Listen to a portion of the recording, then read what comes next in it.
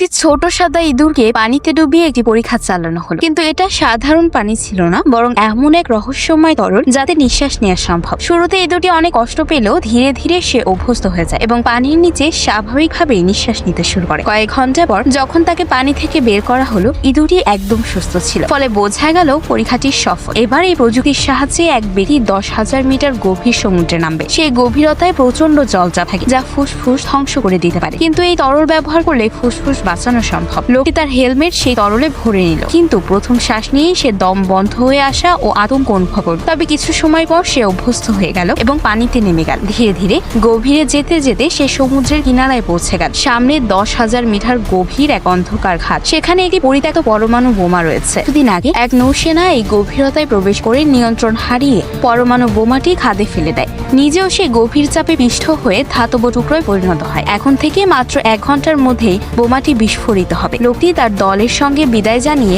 অন্ধকার খাদে ঝাঁপিয়ে পড়ল। লোকটি যতই গভীরে নামছিলেন ততই জলচাপ বাড়ছিল। 3600 মিটার গভীরে পৌঁছতেই তার শরীর মারাত্মকভাবে ক্ষতিগ্রস্ত হতে লাগলো। তার লাইটাও মুহূর্তেই চাপে ভেঙে গেল। শারীরিক যন্ত্রণায় কথা বলার ক্ষমতা হারিয়ে ফেলে, কেবল লেখার মাধ্যমে সংকেত পাঠাতে লাগলো। হঠাৎ করে তার যন্ত্রটিও জলচাপে ধ্বংস হয়ে গেল। এরপরে তার জ্ঞান হারিয়ে সে আরো গভীরে তলিয়ে যেতে লাগলো। এখন সে 5000 মিটার গভীর। তারপরে এক আশ্চর্যজনক ঘটনা ঘটলো। তার চারপাশে এক ধরনের উজ্জ্বল বেগুনি আলো ফুটে উঠল। এই রহস্যময় আলো তাকে পথ দেখিয়ে নিচে নামতে সাহায্য করল। অবশেষে সে পরমাণু বোমার কাছে পৌঁছালো এবং তার জ্ঞান ফিরে সে দ্রুত কাজ শুরু করলো। সতর্কতার সাথে সে টার্গেটের বিস্ফোরণ বন্ধ করলো। সেই মুহূর্তে সবাই আনন্দে উল্লাস করলো, কিন্তু হঠাৎ দেখা গেল তার কাছে কেবল 5 মিনিটের অক্সিজেন বাকি, কিন্তু পানির উপরে ফিরে যেত 30 মিনিট লাগে। তার স্ত্রী কাঁদতে কাঁদতে তাকে অনুরোধ করলো ফিরে আসে, কিন্তু সে শান্তভাবে মেসেজ লিখল, আমি জানি আর ফেরা সম্ভব না। সে মাটিতে শুয়ে মৃত্যুর অপেক্ষা করছিল। ঠিক তখনই হঠাৎ সামনে এক আলোকিত জলজ প্রাণী ভেসে উঠল।